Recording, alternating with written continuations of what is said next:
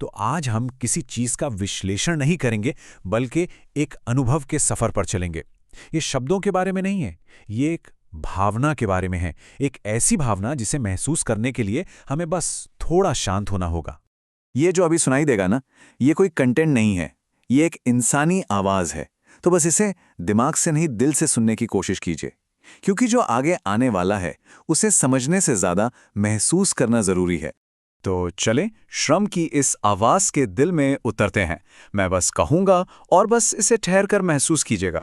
तुम एक रूप हो और मैं श्रम हूं। ये मेरा ही काम है जिसने तुम्हें ये आकार दिया। जब मैं तुम्हें तराश रहा था, तुम बस एक पत्थर थे और कुछ नहीं। और मेरे काम पूरा करते ही तुम पवित्र हो गए और मुझे तुमसे दूर कर दिया गया। तुम आज उस जगह पर खड़े हो जिसे मैंने ही बनाया, पर अजीब बात है ना कि मुझे ही वहां खड़े होने की इजाजत नहीं है। तुम्हारे सामने जो रोशनी चमक रही है वो मेरे पसीने से जली है, फिर भी मेरी अपनी जिंदगी अंधेरे में है। मेरे हाथ जो बनाते हैं उसे सम्मान मिलता है, लेकिन उन्हीं हाथों को कोई सम्मान नहीं मिलता। तो असल में न जन्म और ना ही काम किसी इंसान को इंसान बनाता है। एक इंसान बस एक इंसान होता है, बस। तो ये थी वो भावना, वो आवाज। पर सवाल ये उठता है कि इसका मकसद क्या है? आखिर ये सब कहा क्यों जा रहा है? चलिए इससे समझते हैं। तो इसी सोच को कहते हैं विद्लवोनोलॉजी। इसका मतलब बहुत सीधा है, अपनी हकीकत को सम्मान के साथ सामने रखना, बिना किसी पर इल्जाम लगाए या किसी को बांटे। देखिए, इसका मकसद लड़ना नहीं है, इसका मकसद है एक ऐसी जगह बनाना जहां सच्चाई पर बिना किसी कड़वाहट के सोचा जा सके। और ये पूरी सोचना असल में 3 चीजों पर खड़ी है। पहली है मेहनत यानी एफर्ट, दूसरी समाज में जो असमानता है इनइक्वालिटी, और तीसरी और सबसे जरूरी हर इंसान की अपनी कीमत ह्यूमन वैल्यू। बस इन्हीं 3 सच्चाइयों की तरफ ध्यान खींचना इसका काम है। अब जाहिर है, जब कोई बात इतनी संवेदनशील हो तो उसे गलत समझे जाने का खतरा भी होता है। इसीलिए इस संदेश की शुद्धता को बनाए रखने के लिए कुछ नियम तय किए गए हैं।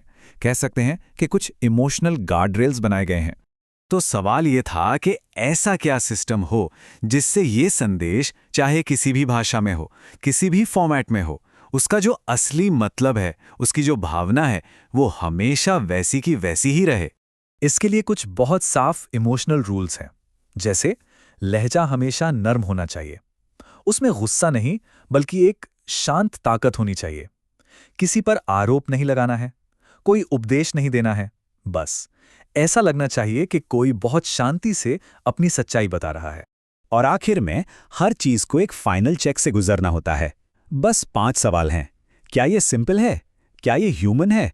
क्या ये काम है? क्या इसका मतलब बदला तो नहीं? और क्या इसे कोई भी फौरन समझ सकता है?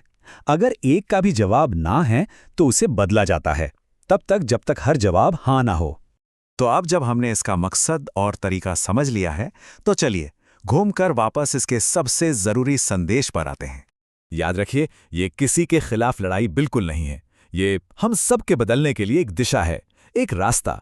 ये लोगों को बांटता नहीं, ये बस याद दिलाता है कि हम सब के पास एक पृथ्वी है, एक जीवन है, और इसीलिए एक ही सम्मान होना चाहिए। तो आखिर में बस इतना ही कि ये सिर्फ दर्द की एक अभिव्यक्ति नहीं है, ये एक सच्चाई है, एक ऐसी सच्चाई जिस पर हमारा ध्यान जाना बहुत जरूरी है। यही है विद्लवोनोलॉजी।